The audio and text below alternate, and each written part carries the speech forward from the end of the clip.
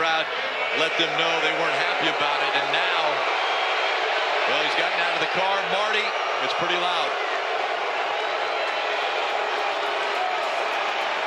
The boos cascading down from the Pocono race fans today. Denny Hamlin's 2023 has been a mixed bag. The Joe Gibbs driver, who has never won a NASCAR championship, has been to victory lane twice and collected 9 top 5s, barnstorming their way into the playoffs. But the past year has been one that has seen Hamlin emerging as an incredibly unpopular driver with NASCAR's core fanbase. Following their wrecking Kyle Larson for the win at Pocono, and their subsequent bold and brash response to fans flipping them off in victory lane on their appropriately named podcast, Actions Detrimental, the man raised in Chesterfield, Virginia, has embraced their role as NASCAR's black sheep. But their growing unpopularity has only fueled progress on the track, and despite a suspected loose wheel likely costing them a win in the playoff opener at the Southern 500 in Darlington, they look to be one of the strongest contenders for the 2023 championship.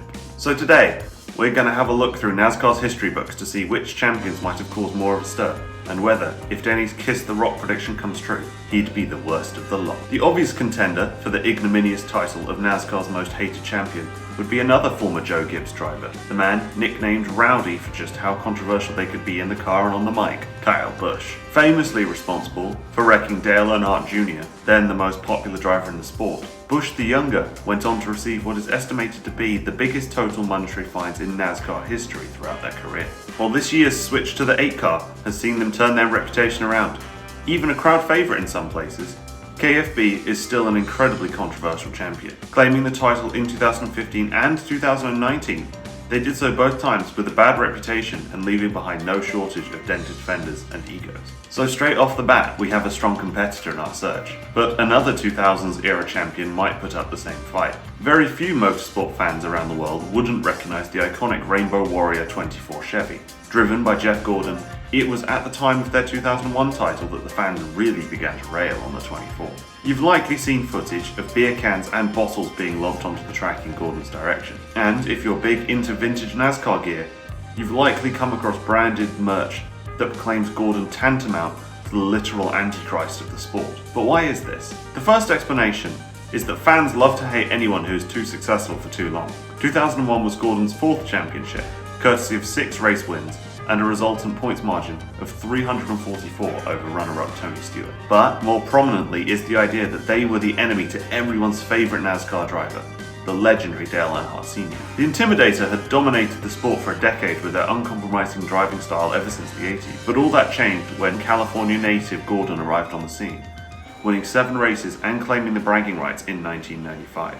The clean-shaven, non-traditional modern man from uber-liberal California was everything NASCAR's fanbase wasn't, and they hated him for it. And, despite both drivers always speaking fairly complimentarily about each other, NASCAR fans chose sides and stayed there, defending their sport against the former indie-aspiring youngster who threatened their racing traditions. So, as Gordon crossed the line to win Talladega in 2004, edging out his legendary rival's son for the win by a hair, the grandstands let their fury fly, pelting the 24 and the track with cans, bottles, and anything else that wasn't knelt down. Back in those days, the winner also had to walk through the stands and up the stairs to get to the victory suite, and that antagonistic parade has certainly sealed Gordon's spot on this list. But this entry didn't wreck an Earnhardt to earn their title. Instead, it was wrecking one of the modern voices of NASCAR, Darrell Waltrip, that causes the rage and hate to emerge from NASCAR supporters of this era. I am, of course, talking about the controversial finish to the 1989 Winston race in Charlotte, where Rusty Wallace took out frontrunner Waltrip, claimed the cash prize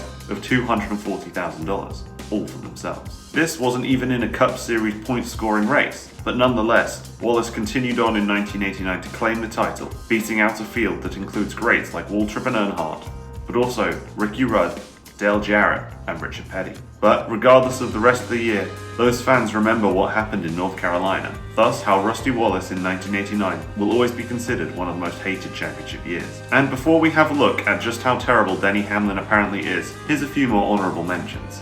Tony Stewart and their violent personality, Joey Logano for their equally aggressive style, and Jimmy Johnson, due to their unprecedented success. All of these drivers earned the ire of various groups of so-called fans. But despite all these strong contenders, if Hamlin does claim the title this year, it's my opinion that he'll be more hated than them all.